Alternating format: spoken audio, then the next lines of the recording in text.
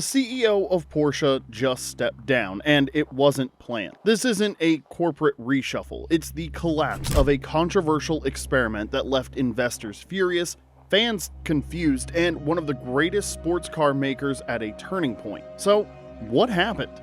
When Reuters dropped the report in August of 2025, it landed like a thunderclap. Oliver Blume, Porsche's CEO, would be stepping down from his role at the sports car maker to focus exclusively on running Volkswagen. On paper, it sounds tidy, one man giving up one job to do another. But in the Porsche universe, where heritage, prestige, and precision define everything, this was no small shuffle. Blume had been wearing two hats since Porsche's much-hyped IPO in 2022, acting as both CEO of Volkswagen Group and CEO of Porsche AG. To some, it was a power flex. To others, it looked like trying to daily drive a 911 and a VW bus at the same time. It's possible, maybe, but eventually something's going to stall. From day one, analysts and insiders raised eyebrows at how one man could steer the massive Volkswagen empire while also keeping Porsche's high-performance machine tuned to perfection.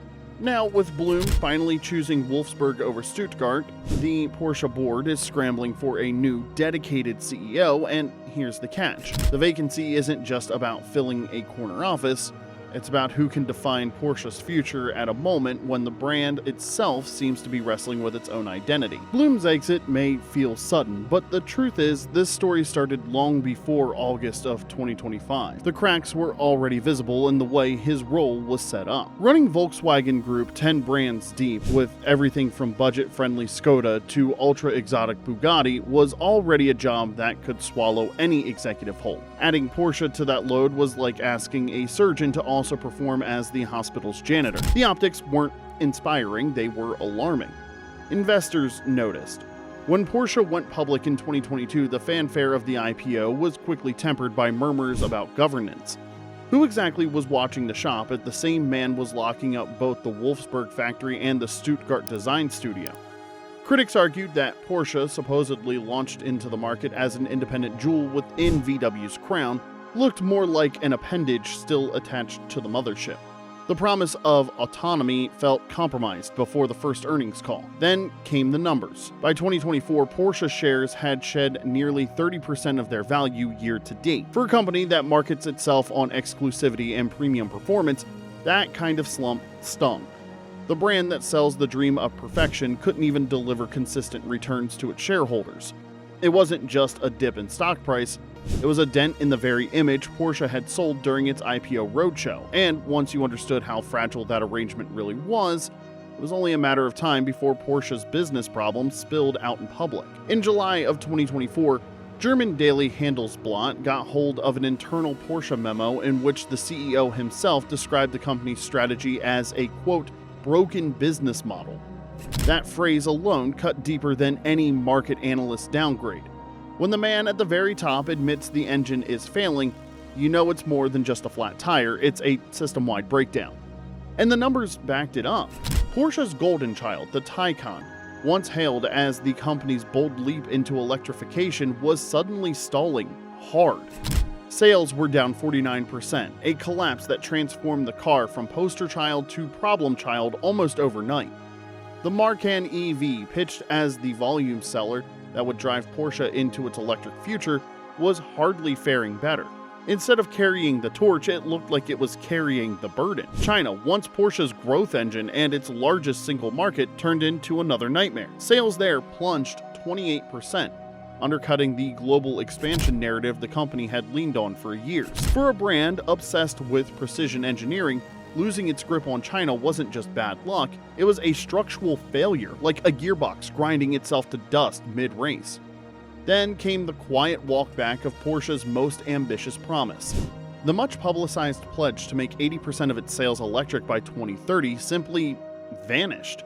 No dramatic press conference, no bold new vision, just a silent edit in corporate materials, as if the brand hoped no one would notice.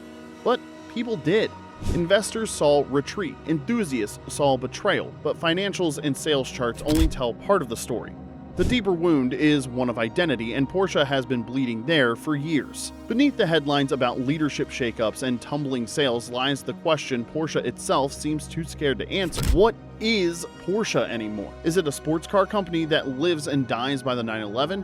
Is it a tech-driven EV pioneer trying to out-Tesla Tesla? Or is it simply a luxury SUV maker, pumping out Cayennes and Macans to keep shareholders smiling?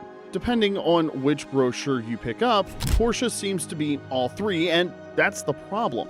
The push into SUVs saved Porsche financially in the early 2000s, but with every expansion into larger, softer, family-friendly haulers, even flirting with third-row designs, the brand drifted further from the sharp-edged identity that once made it iconic.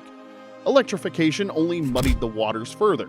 On paper, the Taycan proved Porsche could build a fast, beautiful EV, but in practice, the move toward full electrification alienated the very base that had defended Porsche for decades. Enthusiasts rallied around a single rallying cry: don't mess with the 911. The 911 was once the immovable center of Porsche's universe, the sun around which every other model orbited. Its perfection gave Porsche a kind of gravitational pull, a sense of purpose. Today, that clarity has been diluted. The lineup feels like a boardroom compromise. A bit of tech branding here, a bit of SUV expansion there, and just enough tradition sprinkled in to keep the faithful from revolting.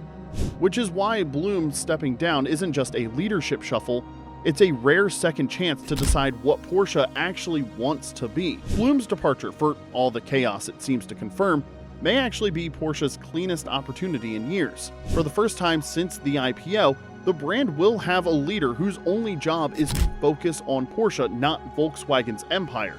Not 10 different brands pulling in 10 different directions, just Stuttgart. That kind of focus could be exactly what Porsche needs to rediscover the core that made it legendary in the first place. The incoming CEO faces a choice that's both simple and impossible.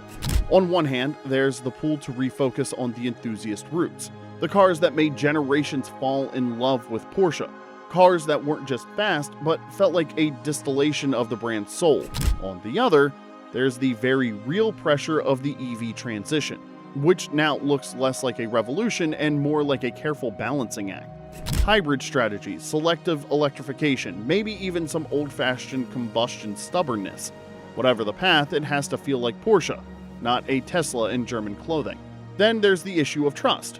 Investors burned by the stock slide want reassurance. Enthusiasts alienated by electric experiments want recognition. Employees staring at job cuts want stability. The new CEO will have to convince all three audiences that Porsche is not just another corporate growth story, it's still a passion-first company that builds machines worth dreaming about. Which way will they go? Will Porsche rediscover its identity as the maker of the world's most iconic sports car, or will it chase the siren song of volume growth and corporate metrics? In short, will the next Porsche CEO drive like an enthusiast or like an accountant? But of course, no CEO can act freely when Porsche itself is tangled in Volkswagen's web. The real question is whether the brand will ever be allowed to stand on its own four wheels. No discussion of Porsche's crisis is complete without peeking behind the curtain at the bigger chessboard, the tension between Porsche AG and its powerful parent, Volkswagen Group. For decades, VW has treated Porsche as both crown jewel and cash cow.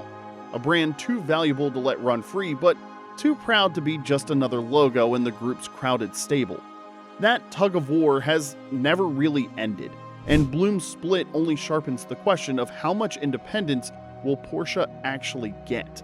Hovering in the background is the Porsche Piëch family, whose complicated dynastic grip still looms large over both companies. Their influence, while often quiet, has shaped boardroom moves for decades, blending corporate strategy with family legacy in ways that make HBO's Succession look tame. Every major decision, from IPO strategy to executive appointments, carries the faint trace of family fingerprints. It's not just a business, it's bloodline politics. And then there's the real suspense. Will Volkswagen loosen its grip? Porsche went public in 2022 under the promise of greater autonomy, but as long as Wolfsburg keeps the leash tight, Stuttgart's ability to chart its own course remains limited. A freer Porsche could refocus on what it does best, building cars that stir the soul instead of padding quarterly earnings. But if VW doubles down, Porsche risks becoming little more than a shiny badge in a corporate portfolio, a brand that has lost not just its CEO, but its very agency. Because in the end, no strategy, stock price, or EV roadmap will matter if Porsche forgets why people loved it in the first place. Strip away the boardroom drama, the stock charts, the family intrigue, and you get to the beating heart of Porsche's crisis: its fans. Enthusiasts have never been shy about telling the company what they want, and right now, their demands couldn't be clearer. More 911, more GT cars, more raw, emotional driving experiences that remind people why Porsche mattered in the first place. What they don't want is just as important. No more badge-engineered SUVs that feel like they were designed by committee. No more layers of bureaucracy diluting the decision-making until the cars lose their edge.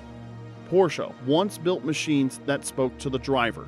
Now, too many models feel like they were run through a corporate focus group. At the core, enthusiasts crave a return to purity. Lightweight coupes, analog dials, manual gearboxes that force you to be part of the car rather than just a passenger pressing buttons. If Porsche listens, there's still a path forward. A chance to win back the trust of the faithful and remind the world why its cars were never just transportation, but rolling passion projects.